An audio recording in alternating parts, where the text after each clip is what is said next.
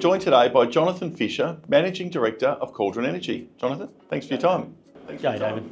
You're developing a project here in Western Australia. Firstly, how is the project developing? So look, we're thankful to have one of the largest uranium deposits in Western Australia at Yanri. Our Bennett Well deposit has 30 million pounds already in JORC. What's quite exciting is we made a new discovery at Meningie South, which is right next to Paladin's Meningie asset and just near our other asset. I'm about to report a JORC resource on that as a maiden resource. So, that region that we are in is prolific for uranium. So how's it developing? It's pretty damn well. Yeah. And a great place to be developing a uranium project. WA? Well, let's talk about policy. Look, it is, there's a lot of good things about WA. WA mining, fantastic. WA regulations other than the ban, fantastic. We've been able to get 8 or 9 project works approvals for uranium drilling quite quickly over the last year. Really good. There's good people, there's good capability, there's good technology.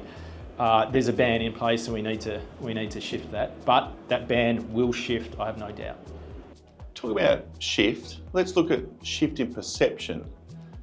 How is the perception of uranium mining or the development of a uranium project changing here in Australia, but more specifically in Western Australia? Yeah, and look, I think it's really interesting to see what happened in 2017. So Mr. McGowan was able to bring in a policy to ban uranium. It was never, frankly, popular, but he did that as a sort of hat off to the left of his party to protect that left vote, stop them going across to the Greens, right? But he was able to do that at a time when uranium price was $20.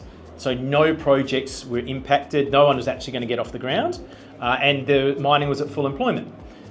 So now uranium price is much higher, projects would get off the ground, and we need mining jobs because nickel jobs and lithium jobs are gone out the window.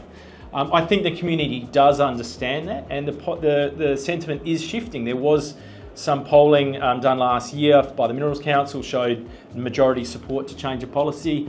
There's some new polling out just now that says exactly the same, although even higher support to change that policy.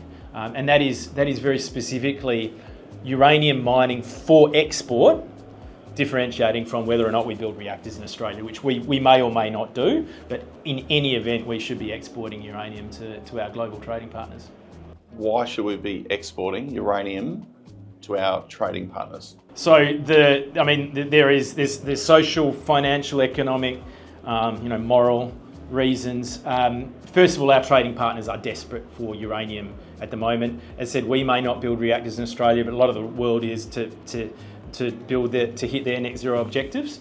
And the fact is there's a big shortage of uranium, especially from Western aligned countries. So the US is net short a lot of uranium.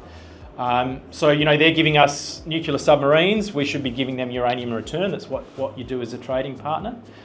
For the state, it provides diversification of revenue at a time when, again, nickel's not so good, lithium's not so good, iron ore, we have concerns about the future of the iron ore price once Simandou and others come online. For the community, job security, they can make sure that those jobs remain there in the mining industry. And then look, there's a fairly feel-good kind of thing, which is, WA doesn't do a lot, frankly, on an environmental basis.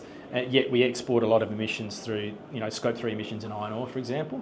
Uranium is the world's most concentrated form of green energy. This is an interesting perspective. Australia currently exports about 5,000 tonnes a year of uranium, right? That 5,000 tonnes a year, when put into a reactor, avoids 200 million tonnes a year of carbon. Now, Australia's national carbon inventory at the moment is about 450 million tonnes. So if you let me export another 10,000 tonnes of uranium, so open up the WA sector and the Queensland sector where there's also a ban, Australia in that instance hits net zero just on that. So it is, we can feel good about doing our part. So let's move back to the project. How do you keep advancing it? What's the plan?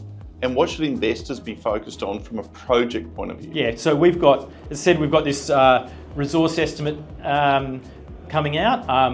I think our last release said we were really happy with the amount of uranium that we had discovered. So I've got a smile on my face, and I'm sure investors will too once that number comes out. And that is a maiden resource on Meningie South. that sits right next to Paladin's Meningie asset, right? So right next to a big brother tier one producer. That's really good, and frankly makes, there's a strong case for us being a takeover target in the future. So as people would know, I am the number one proponent of changing the policy. Now, when we do change a policy, Cauldron will become a takeover target, no doubt. So to maximise value for my shareholders, I bank pounds to the balance sheet. So we continue drilling. We might look at some other surrounding assets to bring low-cost pounds onto Cauldron's balance sheet to then benefit from the re-rate.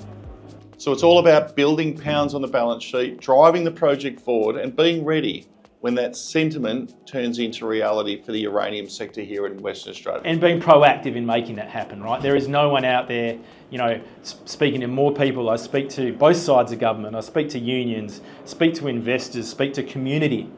I speak to our Indigenous partners. There's a huge amount of momentum there. And I think the overall message is common sense will prevail, and it may prevail quicker than some people might think. Follow with interest. Jonathan, thanks for your time. Thanks, David.